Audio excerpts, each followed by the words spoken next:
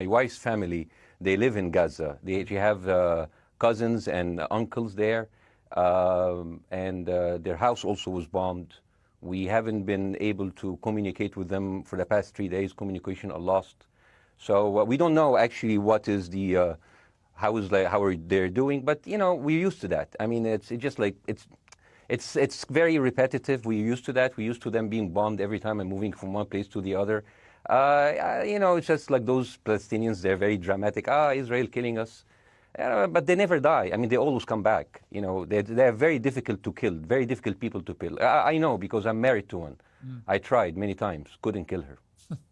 I mean, there's a dark humor there, and I understand why, because... No, it's not dark humor. I try to get to her every time, but she uses our kids as human shields. I can never take her out.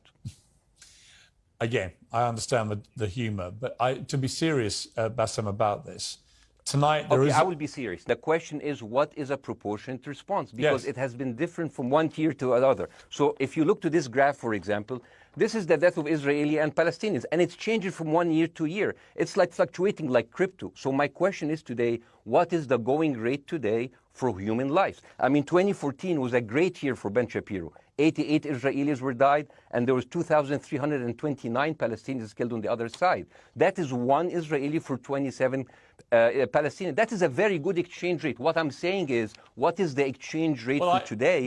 So you guys will be happy. That's my question. The reason that I'm using this is that, I mean, I can't remember what happened in 2014, and there was no music festival, but there must be something. I mean, they must do something. It is their fault. It has to be something. I mean, in 2018, 300 Palestinians died.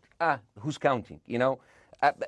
So the thing is, what my question is, let's find what is the exchange rate for human life today so we know, expect the future death of Palestinians and we'll be happy to it. If you were Israel, what would you... If I was Israel. If you were Israel and that had happened to you, what would you think would be the appropriate way for the country to respond? I would do exactly like Israel did, kill as many people as possible since the world is letting me do it. I mean, I can do it because I can, you know. But the thing is, you know what, I agree with you. And you know what, I'm going to be even ahead of you because I see the question coming. Do you condemn Hamas for the atrocity? Yes, I condemn Hamas. I condemn Hamas. I condemn Hamas is the source of all evil. They're a reason for everything. And you know what, let's for a minute imagine a world without Hamas. Right. What will this word look like? Let's give this word a name, and let's name this word the West Bank.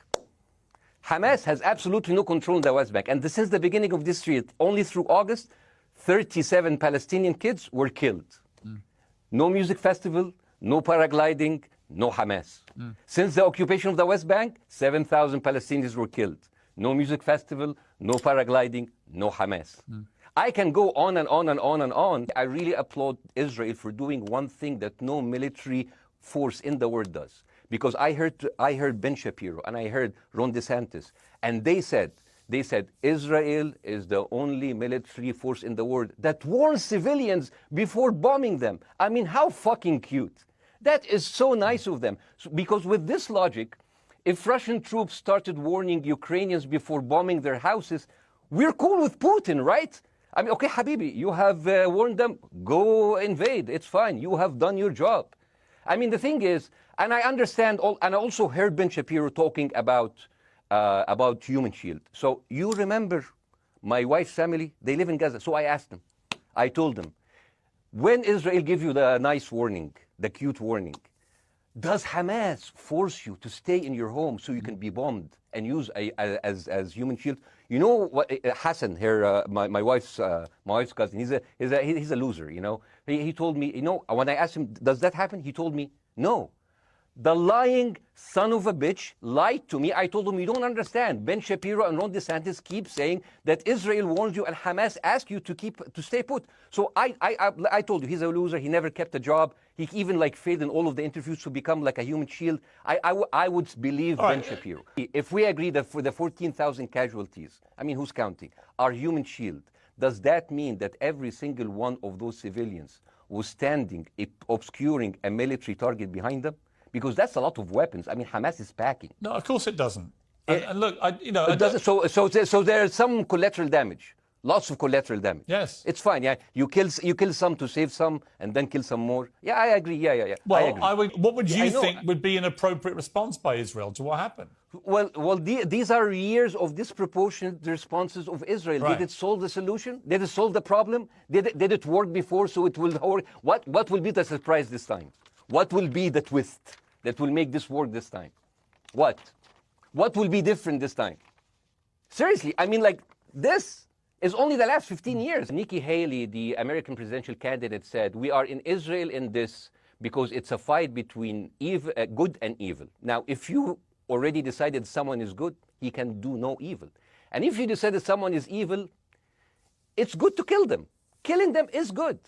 You see, and the thing is, it is not like something new. I mean, I look at history and I see, I'm sorry to say that, but Westerners has always dealt like this with indigenous people. You first treated them like savages, you know, Native American, First Nation, Aboriginal. They're savages. Kill all the savages. And then when they're almost extinct, you start feeling sorry for them, you know, like animals.